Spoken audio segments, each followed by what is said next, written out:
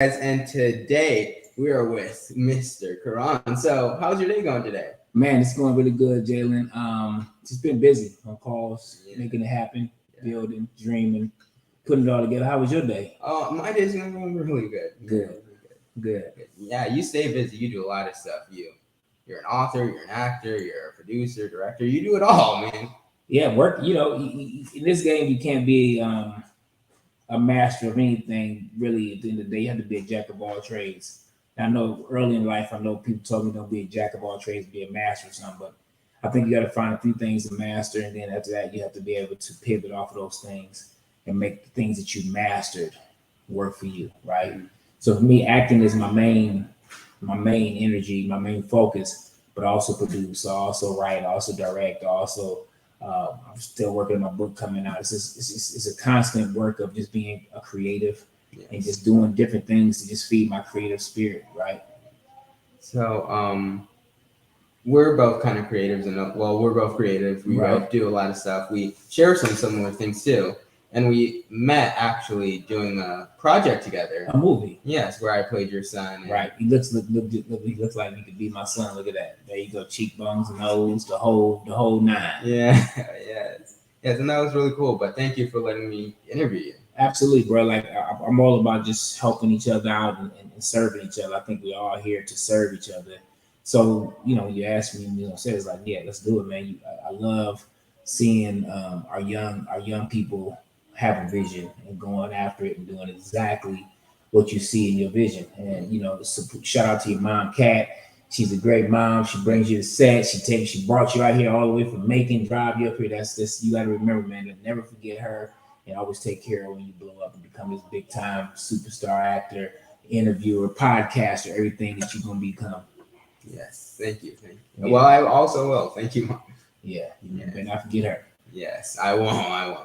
Who knows what happened when that happened? Yeah, she ain't gonna let you. Exactly. Yeah. So you say we all have to work for and with each other, right? So what gave you that concept in your mind? What started you on this path? I don't know. I would have to say maybe my mother, man. My mother set me on the path of just really understanding my own self-worth and understanding that I'm special in my own right. And I think as I've grown as a man, as a person, I've started understanding that being able to control that specialness and that energy that God gave me is the way I should go. Not necessarily going to work for somebody else for my whole life. It's to build my own legacy for my family, for my kids. And I think as I've grown into an entrepreneur spirit and learning how to do for self and protecting my legacy by protecting my image and protecting who I am by controlling that. Yes. So how did you build the image that you're projecting?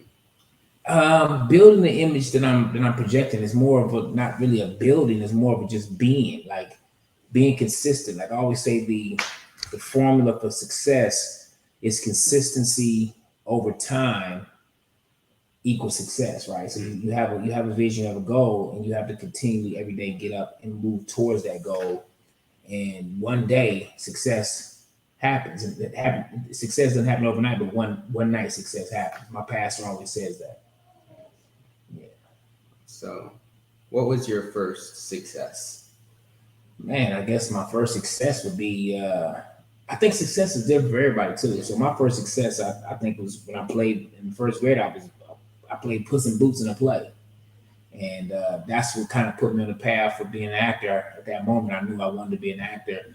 So, I kind of set my destination there. Then athletics came and sports came. And as you know, I played football, pro football for 7 years. And, I did different things in the athletic world. But my goal was always to get back to acting.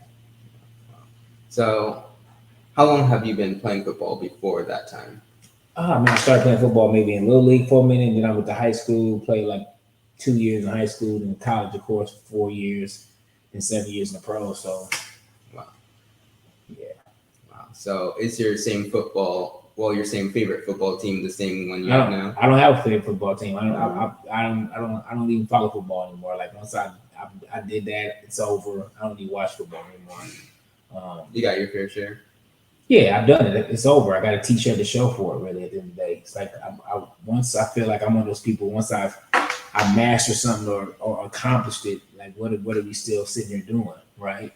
It's nothing else I can get out of it unless I wanted to go into sports broadcasting and those type of things. And I actually, tinkered in that a little bit, while I was playing and kind of in the transition from acting from football to acting. I tinkered in sports talk and those type of things. But I really came down to it. I just wasn't interested in talking about somebody else's um, physical feats every day, every night. I rather talk about myself or a good movie or a good TV show or something like that in the arts.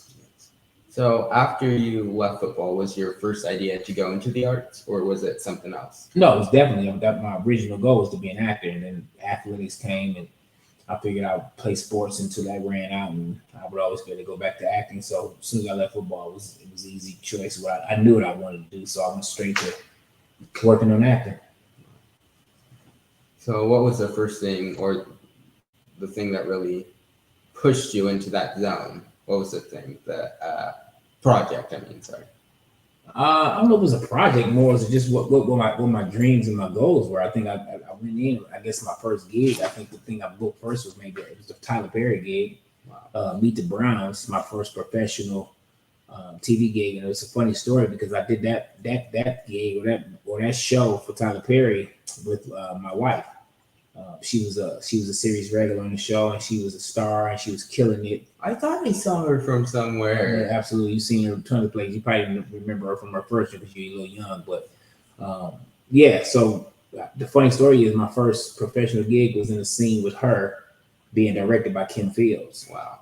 On the show produced and made by Tyler Perry. So I came in the game, blazing in a way, in my opinion, and I was scared shitless. I went in there and I had one. I think I had one line, and I tore it. I butchered it, but it was my first step, and I'm so thankful to Kim Fields for being the director at the time because I think she probably could have ended my career before it started if she just would have been truthful and told me how terrible I really was. But she didn't. She was like, "That was brilliant." And she built me up and she gave me encouragement, she gave me love, and that kept me going. So I always tell people, if you got something bad to say, keep it to yourself. And if you got something good to say, shout it to the rafters, because you never know who you're fueling to keep pedaling, right? To keep moving forward. And that's like, my motto, just keep pedaling. Never stop. Exactly. Keep pedaling. You see it, boom, boom, boom, boom, boom. You see it. Yes. So what made you come up with that? Well, I'm a cyclist. I'm an avid cyclist. I ride, 100 plus miles a week. I'm actually working on a book now called "The Things I've Learned from a Bike About Life." Title's a kind of working title, but I cycle, and you spend a lot of time on the bike. You're out there doing 30, 40 miles, 20 miles. That's an hour, 2 hours, 3 hours. And you by yourself. You're in nature most of the time, and I get to think a lot, and I remember one trip I was coming from Alabama. I go to Alabama every year for my birthday. And it's kind of like a culminating thing for me. It's like 100 miles one way. I stay in the hotel and come back the next day, whatever. But the second day is really hard to come back. And usually I find a lot of spiritual gifts on that second day. And the first time I rode the ride, I came back and I remember I was tired. I wasn't going to make it. And something just beamed into my spirit like, yo, just keep pedaling. And it was for everything in my life. It encompassed that bike ride right there immediately. It encompassed my acting, and it encompassed my producing, it encompassed my marriage, my kids. It encompassed everything, because as long as I'm in life, I can't give up, right? I can't stop. As long as you don't do those two things, everything is gonna work out. So I had that moment of keep pedaling, and then I got the logo, like it just shot into my spirit. I came on, I wrote it down, and I started developing it. So how did that logo appear? Because I see like the Saturn. Yeah. Pedal. Yeah. So it's simple. Like how the logo works is basically the two circles is the wheels. That's your future, your present. That's your future and your past moving at the same time simultaneously. And then the Saturn, depicts, well, actually it's Jupiter, depicts hard work, faith, and all those type of things, and also spirit. Right, so it's that's the spiritual representation of keep pedaling. And like I said, the two wheels is your past and your present, which means it happens simultaneously. Your present, your past, and your futures happen at the same time. You have to understand that the decisions you make today are going to affect your tomorrow, and the fact that tomorrow's coming means yesterday is gone. So it all constantly works, and your mother can attest to this, that she gets to see her past in you because y'all look so much alike, first and foremost, and she's living in her present. And I don't know if her parents are alive or whatever, but she gets to see her future as well, seeing her parents, right? And as you grow older, you'll get kids one day, and you'll see your present, your past, and then your future. So that's why I say it's all working simultaneously. Wow. Yeah, your mind's blown. I get it. I know. Wow. So wow. Okay. Well, you are an author of the book. So have you written any books before that, or is this... I mean, I'm not really a complete author yet because I haven't put it out and I haven't finished it. So the first book I started writing, I completed it. I got to go back and get it ready. It's called Man Laws, and that's just my 2 cents to a young black male. I see a lot of black men, young black men growing up and don't have a coach or a father or somebody that can give them the guidance that they need to be a complete man. So I wrote a book. I took my man laws, the laws I kind of govern myself by. I said, look, I just give them to whoever wants to read them, whoever wants to learn from them. And if it's for you, it's for you. If it's not, it's not. But I feel like if I have any answers to any of these questions of life, that it's my responsibility to give those back. Wow. Because I don't own it. I don't own any of this information. It's accessible to all of us. And information can save a lot of people. Information to save tons of people has caused a lot of people's demise. Information is the key. Understanding, knowledge is the key. Self-knowledge is the number one. Yes. In a lot of movies, I saw information cuts. Yeah, absolutely. Yes. So speaking of movies, you appear to be in a lot of Christmas movies. Is that like your favorite thing, or is it just that it just happened to be Christmas movies just coming your way? I think the Christmas movies just come my way. It's not absolutely not my favorite. I don't know. It could be my favorite thing. I just think I have I don't know, maybe a Christmassy spirit. I don't know. But I figured when it started happening that way, I started having all those Christmas movies. I said, well, I'll let The Rock have the summers and the blockbusters, and I'll take the holidays. Yeah, simple as that. You seem like the person that like you could only see during the winter too, and just like and that's smiling. Good. Yeah, that's the key. You know what I'm saying? When you got The Rock in the summer, and then you got Karon in the winter. That's the key. Yes, wow. So get your lane and stay in it. But I mean, like I said, I do all movies. I do everything. But it just happens I've done a ton of Christmas movies. Yeah. Wow. So like every time there's like Christmas, like what do you want to watch? Well, I mean, I have like 30 of my own that you could choose from. That part, I got 30 of my own that I could choose from. The Merry Leaf for Christmas series was a really dope series for me. It helped build my career. I'm so thankful for that series. I got to learn from a lot of beautiful veteran actors in that series: Melinda Williams, Victoria Rael. It's a ton. Carl Payne. I mean, it was an amazing experience for that whole series to shoot that series. So it was just really good, man. I'm thankful constantly for just everything that's happening in my career, because the one thing I always tell people, like, life isn't happening to you; it's happening for you. You pray, you wish, you hope, and people forget what they prayed and wished for when things are happening to them. And sometimes there's something bad that has to happen for something good to happen, right? So you have to take it all with the same kind of energy, the good and the bad. You can't get too up, you can't get too down. You got to stay even and stay aware that it's all happening for you, and stay ready for the next thing. Yes. So, do you gain anything from like any mental notes from starring in Christmas movies, from any of the characters that you played, or anything? Well, in any movies that you've been in, or shows, or anything like that. I don't know if I gain anything from everything I do. I think certain projects, like when I played Muhammad Ali in a movie called The Last Punch, I think that really changed me a little bit as a man, as my spirit and how I think and how I see. And but everything else is usually parts of my personality that I'm pulling from to play them. So it's not something that I have to learn more so than just remember and kind of go back into. Do Do you have a favorite character that you played, or like the most fun? Muhammad Ali was my favorite so far up until this point in my career. Playing Muhammad Ali was the cherry on top of my whole career. Like when I finished that movie, I could have pretty much retired at that point. But I have a lot more stories to tell, a lot more things to show our culture and our community. So I just got to keep pedaling. Yeah. Yeah, it's the recurring thing. Keep pedaling. Yeah. Yeah.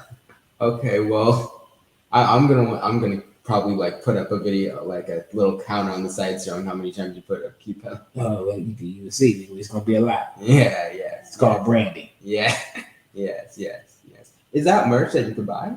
It was. What I'll do with my merch is I'll release a certain amount, and then I'm done releasing it. Then I come out with some new merch. Whenever I'm inspired to break it out, because I don't want to lose the value of it. So if you happen to buy the first round of hats and a couple other things, you'll have it. And as my career grows and continues to blow all the way up to the top, that merch becomes even more valuable. There's value in scarcity. It's still, I think now we live in the world of social media, and everybody wants to know everything, and your content is constant, it's always there. But now I think more than ever, being able to continue to make scarcity is basic economics. If you give the consumer a product, you flood the market, which I'm in the flood the market process of my career. I'm working on everything I can as an actor, as a producer, just to continue to flood the market. And then once I get the market share, I'll pull back my appearances, I'll pull back my work, and then I'll start making it more specific. But you got to do the market flooding to get your value up. And then once you get the value up, basic economics. Create the demand, and then pull the supply back. Pretty smart. Yeah, man. I learned that in freshman year in college, in between falling asleep in economics class. Okay. Well, with your first experience, with your experience with Meet the Browns and your experience with director, is that what made you want to lean into that sort of thing? Is that like the memory that captivates you to direct and produce?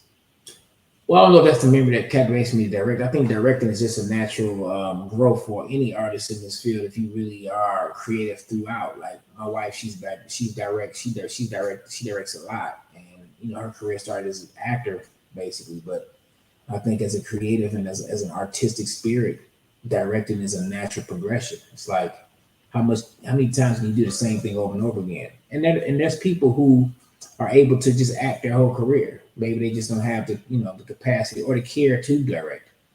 Me personally, part of my history is I manage restaurants. I owned restaurants. I ran them. So for me, producing and directing is very similar to being in the restaurant game, which I still so love the business of the restaurant, the energy, the every day you have a new problem and a new solution to come with it. So that's just like being in production. When you produce a movie, there's a problem every 5 minutes, and then you have to come up with a solution every 6 minutes. And I think that's what I really love about producing, because it reminds me of the restaurant game. It reminds me of just teamwork. It reminds me of playing sports. You get to work with different people. You have to understand people's strengths, their skill sets, and you have to put all that together to make something happen, to come through a goal. And I think the challenge of that is what I love, being able to bring a bunch of different energies together to create something singular. I think is what I'm drawn to in producing and directing. So, what do you want your legacy to be known as? I want my legacy to be known as somebody who cared enough to learn about themselves first and foremost, so myself didn't hurt myself and the people I love. That's first. And then the second part of that is I want to be able to say that Karon helped more than he hurt, and he left it better than when he found it. So you were talking about the community a little earlier. Right. What are your plans, and do you have plans to kind of influence the community or motivate, go out and talk face to face or face the crowd to people about stuff that could benefit them? Yeah, I think I'm doing that now. I think I'm living it. I think I'm raising my family. I'm a big proponent of living in your intentions and your purpose and living on purpose. So I feel like I'm a type of person who likes to lead by example. Um, you know, talk about it, show it, and be about it.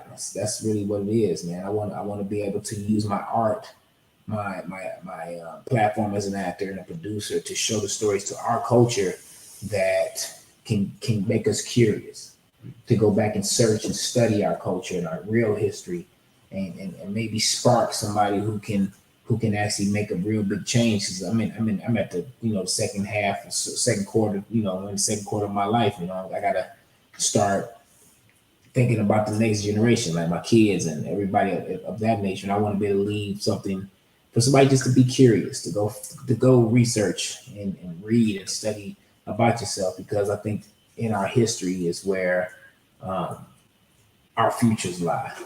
You know. So, did you always know about your history? I knew a lot more than I think most of my peers did, just because of my mother.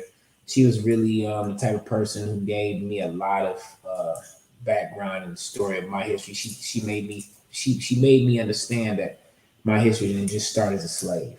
My people came from greatness. W.E.B. Du Bois, Marcus Garvey. She talked about all those people and how she referenced those people constantly, and she made me curious to understand those people because she talked about them all the time. And she was a very courageous woman herself, being a woman who passed away from sickle cell, and being just a black woman who was raised in the South. She had a lot of stories that she told us, and it really informed me as a child, and definitely has informed me as an adult. Wow. So, what was your life and journey like growing up? Man, my life and journey growing up was, I had my parents, my mom, my dad. They were both educators. I had two brothers growing up in Detroit, Michigan. We had cold winters and hot summers, and sports, like I told you earlier, sports was kind of the focal point of my life after eight, and they kind of kept me on the path of just being, diligent in what I was working towards as far as my goals, and then just living and being, staying out of trouble and making my way to what I wanted to see myself be. I'm very blessed and been very blessed to not have dealt with some of the things that the city where I come from can actually put in your life. I was very blessed to be able to make a couple good decisions here and there, um, and not have some of the bad decisions I did make cost me. Because I'm not sitting there saying I was perfect or flawless. I just was really lucky, right? And I think that's where I stay in my zone of gratefulness of being like I've always thought I was one of the luckiest people alive. So, you say keep pedaling. What was your hardest time where you were like stuck in the mud in life that you had to just pedal your way out? Ah man, it's a couple different times, man. When I transferred colleges when I was at SMU and went to Minnesota, that was a tough time in my life. It was a lot of uncertainty. I had to, believe in myself and believe in my vision.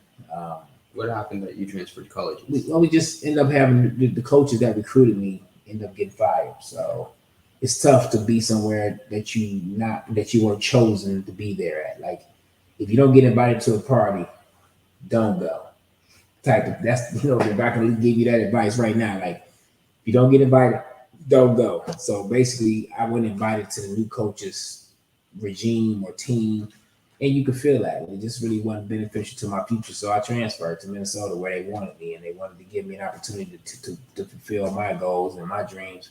So I went to Minnesota. It was always about the bottom line for me. I didn't care about what school I was at or those type of things. I just need to be in a big enough school that can give me enough exposure to get me to the next level. So you said there were a couple. What are your others? Man, that was one. Going to the NFL was a stretch. When I got to the league, you got to deal with the transition from college to the league.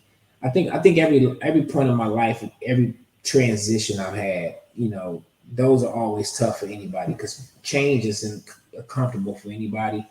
So you have to understand that when change is upon you, you have to rely on your discipline. You have to rely on your faith. You have to rely on the things that you know of yourself and be open to learn more about yourself because that those things are going to come inevitably in change. So I think what you're referencing to being stuck or being a little bit stagnant, I would say every time that I had to go through a transition in life. I mean, I went through multiple transitions from college to pros to getting married to having kids to kids getting older to marriage getting older. I mean, it's a constant cycle of momentum to change to doubt, uncertainty, sludge, what you called it, and the one constant is to keep pedaling, right? Through all of it. Just at times you're gonna pedal faster, at times you're gonna pedal slower. But the only problem is when you stop pedaling. As long as you don't stop, you got a chance. So when you left the NFL, was that a hard moment for you, or did you think it was did you think of it as a new way for opportunities? Yeah, I was excited, man, because I knew that chapter was closing. I knew a new chapter was starting. You read books, right? Like you're excited for the next chapter, right? That's how I was. I knew one chapter of my book was closed, and I was going to the next chapter, and I knew it was going to be just as challenging, as fun, and scary, and all the things that chapter getting to the NFL was. So I was excited. You know, I left from football and transitioned to acting, and I was transitioning at the same time of starting a family and growing in that aspect as a man. So it was a lot going on when I left football, but I took it on. I took it on head on, and I think that's just my personality at the end of the day. Like I don't run from the fire. I'm the type of person that runs into the fire because I appreciate what happens when you go through the fire.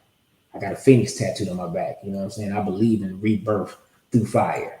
I believe in becoming better through the pain. Like I've learned, going back on what I talked about earlier, this the book I'm writing now is what I learned from the bike is I've learned to appreciate the pain. And I think that's a big part of life that people miss. You have to be as appreciative of the pain as you are of the happiness. And I think that's when you have a complete life. You know, we have these things where we when things ain't going our way, we get a little bit of that spoiled complex of, oh my God, it's not going my way. But really, it is. It's just not going your way smoothly right now. Why is it not going smoothly?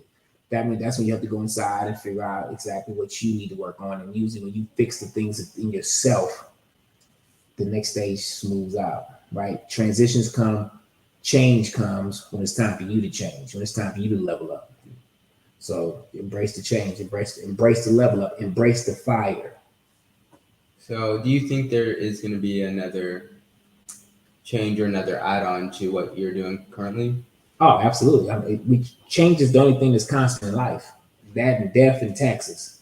You know what I'm saying? So, like, yeah, it's gonna definitely change and evolve and keep moving forward and left, right, up, down, all over the place. You know, the only thing I have responsibility for is myself and my accountability and being accountable for how I move through all those movements. Right? I can't lose myself if something goes completely wrong, and I think it's I can't lose myself if something goes completely right. You know what I'm saying? I can't become somebody different when I blow up and become the biggest star in the world, or if I'm sitting somewhere in the jail. So I just got to be the same OG and same true to myself. And I think at the end of the day, the cream always rises to the top. Wow. So what do you want your next milestone in life to be? Man, milestones. I just feel like the next milestone right now immediately is become fully funded in my production company and be able to create the kind of content I want, to be able to use that content to create my legacy, leave that to my children as I grow. I'm really big on owning my content, owning my image, and owning my intellectual property, and owning the stuff that God put in me to deliver to the world. I think that's where that we need to go. So, do you think of having more community books like history, learn your history, not like history books, but like you need to learn your history and more stuff? Because I looked you up on YouTube and stuff. You have a lot of times where you talk sometimes about the community and other things, And but finding yourself. Like yes. people like, where can we find you at on Facebook? And all that. Look, before you find me, find yourself. I always say that. Before you go looking for me on Instagram or Facebook or Twitter, don't damn that. Karon ain't that big a deal. Go find out who you are, where you come from, and what your history is as an African that's been transported away from your home, your home, which is Africa for us. We're the only people in the world who don't have a country that can come get us. Like literally. Like there is, if you can't do the things that happen to black people in this country to a Chinese person, to a Japanese person, to an Italian person, to anybody other than us, because everybody else has somewhere they came from, right? They can, you can't do nothing to these people because somebody gonna come and look for them, and it's gonna be some repercussions. So I feel like as black people or Africans in this country, we have to constantly strive to get back to our anchors and our roots of where we come from. And I think that's gonna give us enough self-awareness and self-power that some of these problems that we have in our community as Africans stuck in this place is it's gonna self-correct itself. You stop taking the political answers or the TV answers when you know the truth, right? You're able to see through the show, like the media, all that stuff is a show, man. If they're saying it, it's a good chance it's probably not true, right? They have an agenda, they have things they got to do, and the media has an overall arcing plan to keep everyone, not just us, everybody, at the end of the day, to keep us all ignorant of the true history of the world. If everybody just understood the true history of the world, I think the world would kind of self-correct itself. People start to see Africans and black people differently if they understood that we never hurt nobody, we never did anything to harm anybody. We just been here trying to be dope and create and just be magical. We never been here to do nothing bad. But if the whole world understood that, then people wouldn't look at us so as a threat. It's what they try to create us as. And I think history, the true history, is what really needs to be understood.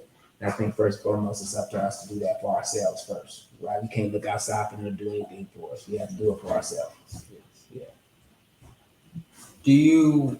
When you produce, do you think of adding that aspect into your movies or? Oh yeah, man. I'm big on when I produce. I'm the one producer. I always say, like, I try to have an all black cast and crew if I can help it. Like they've been doing it for hundreds of years and nobody called them on it. And, people can say what they want to say when they come on my set. And it's like, dang, you got a whole black cast, you got a whole black crew. I say, yeah, I'm reversing the problem. Well, you need to have diversity, man. You know how diverse black people are. We got everything. So I got a diverse culture right here on set. I don't need to hire everything outside of us to do anything. And I think we get caught up in that too as black people, is when we get a chance to build and do things. We're the only culture that gets looked at badly if we do it completely together. And it's also like, if you go on TV and see a show that's just black people, you're like, oh wow. Yeah, it's because, but again, right now it's just all black people right here. This is my life. So as an artist, I'm gonna paint my life. I'm not gonna go out here and try to paint a picture for somebody else to enjoy that I don't live. And I think people get so caught up in like Hollywood and the European version of Hollywood, why we don't get the representation at the Oscars and the Grammys and all that, because it ain't for us. It's never been for us. And until we get that through our heads and understanding, like, look, they're not really checking, and we got to stop begging to be incorporated with that, right? I was just at the NAACP Awards. Our show, The Black Hamptons, was nominated. We didn't win. We lost to the Best Man Holiday, which was a great show. It should have won. But again, while I was at the NAACP Awards, and all I saw was us as a people showing our art and showing our craft and our beauty and our excellence. And I was like, we don't need anything outside of us, and It's not a bad thing that we think that way. It's not a bad thing that we live that way because everybody else on the planet lives that way. You know what I'm saying? You're never gonna see a Korean hire a bunch of black people to work in their businesses. You're not gonna see a bunch of Chinese people hiring a bunch of white folks to work in their businesses. And just like you see it now with the NFL, there's no black owners. There's again because that's their business, and we have no right to tell anybody how to run their business. All we got to do is get our stuff together so we can run our businesses how we want to run our businesses unapologetically, just like them. And I think that's the goal for me as an artist to just show that and be unapologetic about it. You know, we have a bunch of trailblazers in our community already, but I think we just got to stop. We got to stop listening to outside noise about the diversity thing and all that because, bro, stop. Don't come with me with being diverse when y'all ain't never been diverse, right? The diversity y'all you use has been slavery. So at this point, I'm gonna go hard right and try to correct the situation as much as I can. I'm off my soapbox. Okay. Well, when you're talking about your life growing up and you have your brothers, are they in the same type of field you're in right now? My older brother was in the music entertainment business. He was in that for 25, 30 years. My cousin was Aaliyah. He managed her career under our family label, which was Black Brown Entertainment at the time. Had a lot of dope artists on the label, Genuine, Timbaland, Tony Braxton, tons of dope black artists at the time. It's one of the only black owned labels at the time. His father, Barry, was the founder of that. My younger brother's in education. So I guess 2 out of the 3 ain't bad being in entertainment. But my older brother was more in the management side of it. He was in the background, more a producer type. Yeah. Do you guys all ever like get together and work together?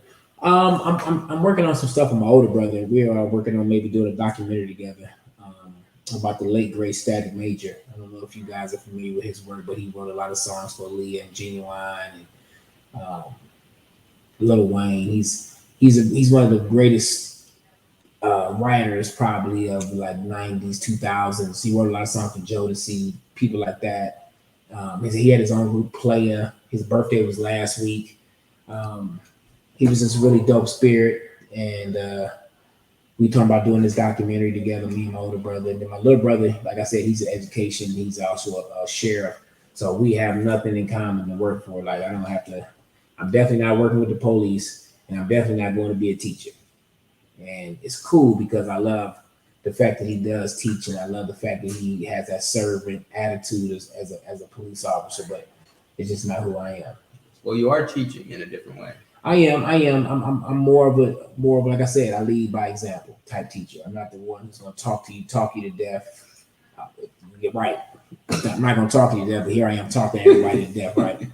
No, but seriously, like I'm more of a, like I said, I'm more of a doer.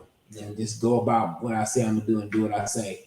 I really work hard at being who I say I am. Yeah, not just talking. Yeah, I work hard at being who I say I am. If I say I'm gonna be this, I'm gonna work my ass off and be in that, right?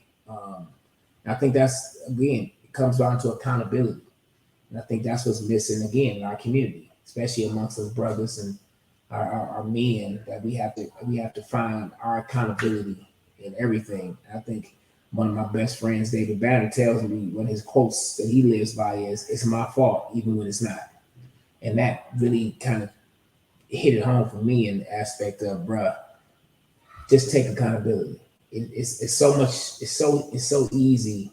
It's so much easier when you own your shit as opposed to pointing fingers and trying to blame somebody else outside of yourself for your life. Because at the end of the day, yes, we got it tougher than most people being Africans in a world that doesn't necessarily want us to be who we are, but we still find a way to thrive, right? We still find a way to win. We still find a way to do amazing things. So I think the accountability is just understanding our greatness and being accountable to that greatness and not letting yourself fall victim to all of the things that's trying to make you be a victim. It come from people who built the pyramids, man. Ain't nothing hard. We just gotta self-correct. So I'm gonna get back to this situation, but going back to your family, a lot of people in your family are in the music industry. Right, just my brother, just my older brother. Yeah. So, do you ever think of being in the music industry? No, I don't have. I have a musical ear. I can hear music really well. I can understand how it plays in life. I'm good at putting it in movies and things of that nature. But I'm not a singer. I'm not a rapper. I didn't get that gift. So no, you know, I love music. I love what it does. But at the end of the day, I know what I am, and it's not that. Okay. Yeah. So, in your life or just in the industry, who do you look up to? Oh man, I look up to you know, I love Will Smith. I love Denzel. I love what The Rock is doing. I love Viola. Uh, I love my wife's what she's doing, her career. I look up to my wife and her career. I mean, I study her, so I watch everything she's doing.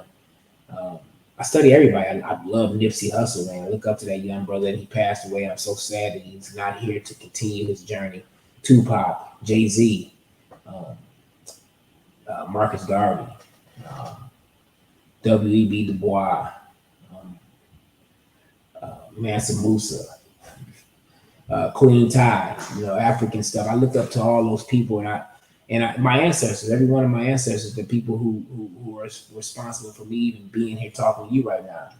Um, those are the people I look up to. Those are the people that I feel that I have a responsibility to continue to keep pedaling and not giving up and staying the course. Do you have, or have you, or do you have any plans to go back to the motherland? Yeah, I'm going back this year, man. At some point, I found out that my lineage, where my original gene pool started, was in Liberia, Sierra Leone. I did the whole African ancestry. I did the 23andMe. I've really been on a real self discovery the last 5, 6, 7 years now, man. And I finally got to the very beginning of like my patriarchal no matriarchal, my mother's side, my mother's bloodline side of where I came from, which was again Liberia and Sierra Leone. So I just talked to my friend yesterday. He's from Liberia. We went to college together, played football together. We're talking about going to Ghana, then going to Liberia and getting my citizenship there, all those type of things soon. I'm looking at maybe August. So, are you thinking of learning the native language as well? Oh man, I'm gonna learn everything I need to learn, man. I'm open. I'm open to getting back to my roots. I wanna buy land over there. I wanna start creating a new community in Africa for us here to kind of really, you know, bring people like myself to the homeland and basically start building from there. I believe it's not gonna be as nice as it is here because you know they didn't get 500 years or 400 years of free labor to build up a country. So we have to go over there and do the work. But I feel like doing the work for my family and for my people with my blood, it won't be work. It'll be more of me being responsible to my people. And a lot of people think that it's lesser over there, probably because they didn't have a boost. Well, that's the propaganda. Yeah. That's the propaganda that they want you to feel because they don't. Again, the biggest trick they pulled on us is not allowing us access to our history and letting us get back to our roots because they know if we get back to their history and back to our roots, then they can't keep manipulating us and they can't keep treating us and doing the things they do. So it's all propaganda. Africans don't hate African Americans, and African Americans don't hate Africans. It's a propaganda, and I was part of that propaganda for years when I was younger. I didn't know any better. You know what I'm saying? You know, African booty scratchers and all this other stuff. And you know, I didn't understand. But as I grew older and got wiser, I started realizing, I mean, this is BS, man. Y'all really are working really hard to keep us all separated because unity amongst us is the way to our futures to really be righteous. You know, we gotta learn how to support each other blindly, like they support each other. Like we don't have to agree with everything you don't have to agree with everything I say or do. But as long as we have like understanding, yeah. But again, I'm never going to go on TV and disagree with Jalen in front of everybody. I'll do that with me and you sitting here at the house having a beer one day. Hey Jalen, you know what you think about that plan, man? I don't know if that was really good. but that's between us. Yeah. I'm not gonna go on Fox News. I'm not gonna go on Shade Room. I'm not gonna go on TMZ. I'm not gonna ever go on nothing and talk against my people. Yeah, because that's what drives us apart. That's what drives us apart. That's what keeps us apart, and that's what keeps us not winning. So for me, I think we just got to change that narrative. Like you, like it's got to start holding strong at some point. So you said you were part of that propaganda as a kid. What did you think was happening in Africa, and what do you know now that really changed you for the audience? It was just the propaganda. Like I said, we don't control any media. So whatever they say and put out, you start hearing it, and that's what you believe at some point. Until you have to unlearn everything. Everybody has to go through a whole unlearning process. Once you go through the unlearning process, then you got to be diligent in relearning the right stuff. And you know, once you relearn the right stuff, you start seeing like, yo, I was wrong. I was wrong to believe some of this stuff. I was wrong to believe any of this stuff. Actually, anything that you heard and everything you learned outside of yourself and what you don't know if it's real unless you see it for yourself. Yeah, it's not even real unless you see it for yourself, or unless you research it for yourself, let you read it for yourself. Like, what's the old saying? You hide something from a black person, you put it in a book, right? All the answers is here. We just gotta go. You just have to have the gumption to go look for it and get it. Yeah. So, to the audience, can you tell them a way that they can learn this further? Oh man, you know what I gotta start doing? I gotta start putting a book list together for everybody to go and get and read. It's a ton of books, man. I think if everybody just started with maybe looking up Dr. John Henry Clark.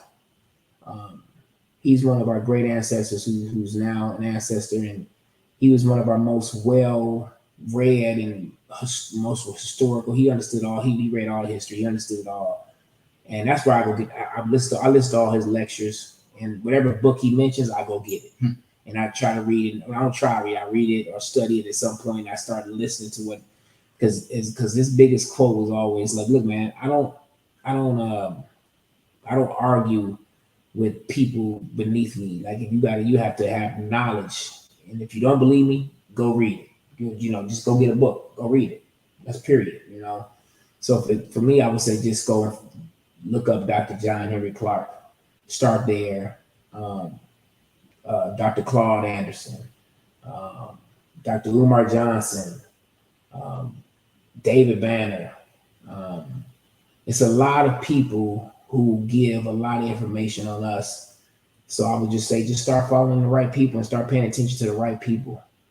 At the end of the day, I could sit here and read off 20 books to you, but again, I'm not in that lane of lecturer. I'm not in that lane of educator like those people I just mentioned to you were in that classical sense.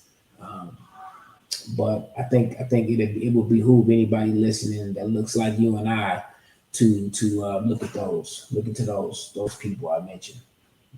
Just a few of them. I mean, autobiography of Malcolm X is an amazing book to read, and the resources you just get from that is just amazing. And you don't have to be an Islam, Muslim, or any of that. It's just really, at the end of the day, And at the end of the day, the reason why he was taken out is because he acted outside of what Islam and what they wanted him to do, basically, and he acted like a African man, black man who understood his history, and he really wanted everybody else to understand that. You may not agree with everything the person has to say, but you also have to take some stuff that are important and use it to your own self. Yeah, you're never going to agree with everything anybody says. I mean, I know you don't agree with everything your mom says, and she don't agree with everything you say. And y'all are close as anybody. One day you have a wife, and one day you have kids. You're not going to agree with them on everything, but I think the real thing is when you love them, when you love people, you have to search for understanding in that. Even if I don't agree with you, I love you, so I'm a search for understanding. Like, I get it, I just don't feel it. Type thing. There's no harm, no loss. Even if you don't know someone personally or just heard of them, you still have to take account of what they're saying, even if you don't fully agree with their. Well, yeah, I think you just actively listen, and you critically think for yourself, right? And once you can do those things, whatever opinion you form is your opinion. one thing I've learned is that your opinion is your opinion, and it's not that big a deal in the grand scheme of the world and life. So don't put that much on it anyway, right? There's no right or wrong. There's no this is this way and that is that way. It's just really what you think and what you feel. Like people are not gonna like think of Martin Luther King Jr. as what condiments he liked on his hot dog or anything like that. It's the message he put out. It's not like the little things that you disagree with someone. It's about the thing you put out to the world. Which yeah, and it's a lot of people doing. I didn't agree with Martin Luther King's way of nonviolence. Like you can't slap me and I'm not gonna slap you back. That just ain't happening. No shape, fashion, or form. I don't give a damn what we trying to accomplish. I was more in alignment with the way Malcolm was thinking, right? So that's a prime example of I didn't agree on everything that Martin said, but I totally understood and I totally supported it and I was totally with it, but I wasn't 100% with it. It's like I'm with my boys, but the moment y'all say we about to rob a liquor store, I'm not with my boys on that, right? Like, hey, you want to rob up this liquor place? We're not doing that. Now I'll be really cool with doing something productive in the productive side of life, but at that point you got to draw a line. That don't make them not my boys because I have friends that took different paths in life, and it doesn't make me not love them less. It's just like I can't hang out with you that much more because you obviously chose a different path that ain't really what I want to do, and that's fine too. There's no right or wrong in this thing. It's really what you choose to do and how you choose to do it, right? So once you figure out that, everything becomes less stressful, less hard, right? The thing I've come up with in the last year or so is don't squeeze the soap. Just hold it and be cool and be calm, and everything is gonna come to you as it should. So as we're nearing the end of the interview, I want to talk about some stuff in more of your personal life outside of the industry and what you do from day to day. So on let's say you have nothing to do all day, like nothing, what would you be doing? What would you be doing? I would definitely work out if the weather permits. I get on my bike, probably do 20, 30, 40 miles, depending on, say I got nothing to do. I'll probably do a long bike ride, maybe catch a movie, read, meditate, look, read some news, see what's going on just in the world so I can understand what's happening, not necessarily take any account of, I don't absorb it anymore. I just take it. I take it in and look at it and let it be what it is. In the past, I used to absorb it and be like, oh my God, this is so just depressing. But now it's like, okay, I just need to be able to understand what's going on. I know that I'm not flying into Ukraine anytime soon because of watching the news. Imagine, what I'm saying? Imagine I ain't watching news and I'm like, I'm about to book me a vacation to Ukraine. Yeah, I heard not good. My buddy from there. Yeah, no, we're not doing that. So again, I watch the news now more for understanding of the world I'm in and knowing where to go, what not to do, and where not to go. So my day to day is simple, man. Of course, take care of my kids. I got about 2 or 3 o'clock when Lola gets off that bus, and then I'm back to parenting. So I got about a window from 7:30, 8 o'clock to 3 o'clock to get everything I need done. And I got to switch back into parent mode and handle that, So you were talking about reading a book. What is your favorite book to read? Man, I read everything, bro. I don't have a favorite book. I got comic books when I go to the bathroom. I just bought a dope book that Rick Rubin wrote when I just traveled to LA this weekend. The Art of Creation. I read a lot of history books, obviously. I just read, bro. Like whatever my spirit is really on at the time, I read it. I go with that. I could be reading 3 or 4 books at a time. Like I'd be reading one book for a minute, then I could switch to another book, and I could be doing another book to switch to another book. So I'm all over the place when it comes to reading my books. I'm all over the place when it comes to the input I take into my body. Like I'm the kind of guy who has a TV on. I'll be looking on the internet. I had the music playing, and I'll be paying attention to all at the same time. So yeah, that's how my mind works. It is what it is. Yeah, it's get a lot done in a short amount of time. Well, I just need a lot of stimuli to really be focused. Because again, I don't know if it comes from me playing sports and all those years with a lot of people yelling and cheering for me that I had to stay focused on a task that I got used to having a lot of external stimuli to really make me focus on the task at hand. So like we could be in a meeting and I might be on my phone taking notes or just scrolling through something just so I can be locked into what they're saying type dude. You know what I'm saying? People like, is he listening? Yeah, I hear everything at that point. I have problems when I'm just sitting there, nothing else to do. Then my mind just starts to wander. Yeah, and I start to imagine stuff, and I go into my imagination. My imagination is my greatest gift. Like sometimes you're like someone's talking to you. Sometimes you're just. I'm one of those people that I don't believe anything's more interesting than what I'm thinking anyway. I swear to God, it's like I'm so self-absorbed when it comes to that.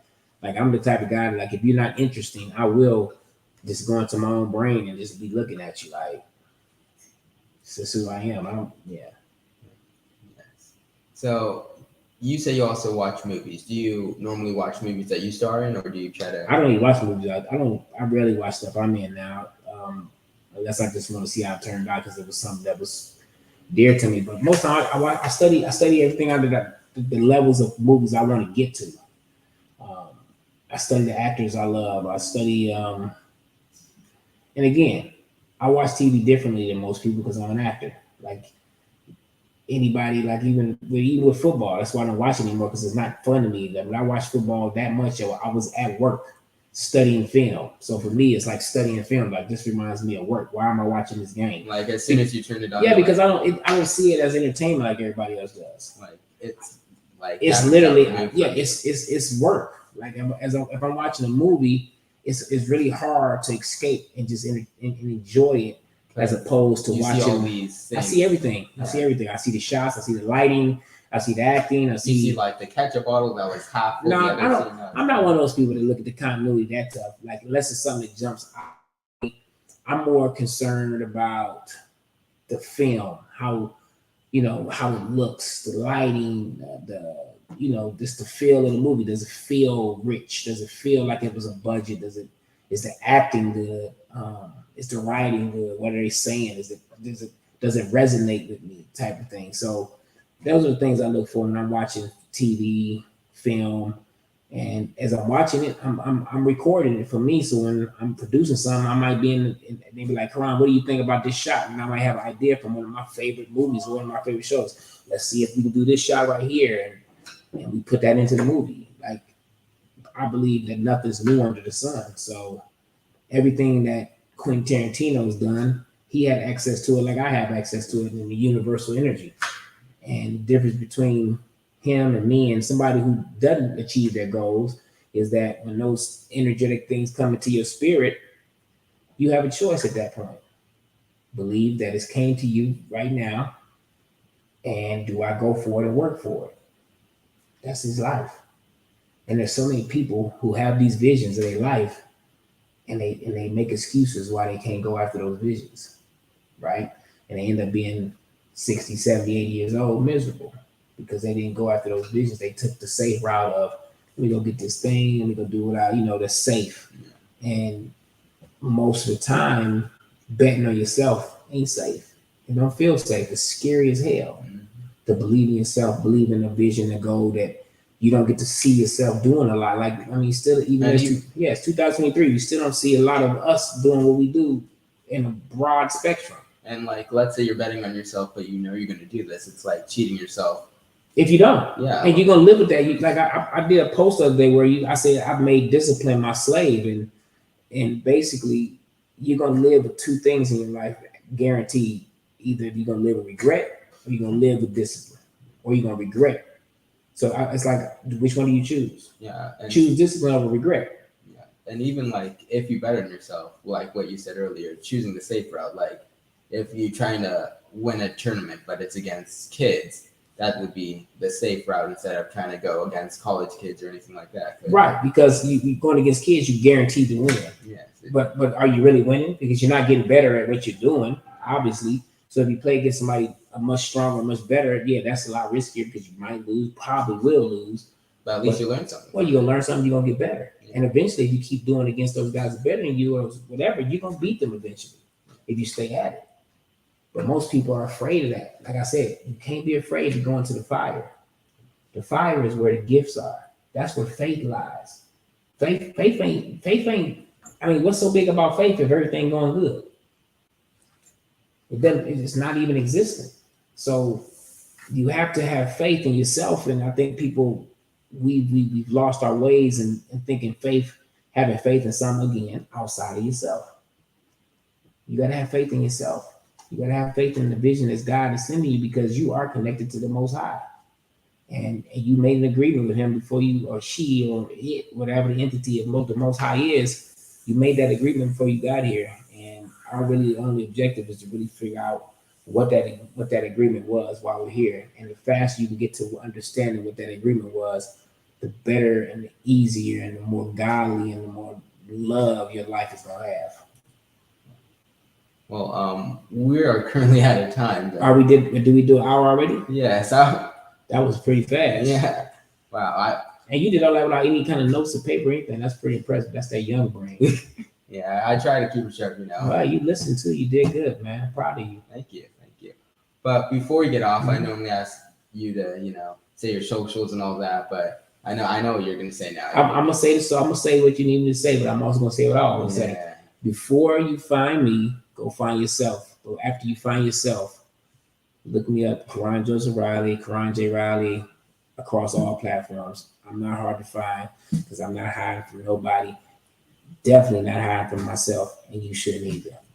Keep pedaling. Yes, keep pedaling, guys, and thank you for all the support you give me because it really means a lot to me, and I really like what I'm doing, and I'm seeing all these other people do other things too, which really motivates me. So thank you guys for following me, sharing all of that, and guys, just stay tuned. All right. Good job, brother. Thank you. You did good, right?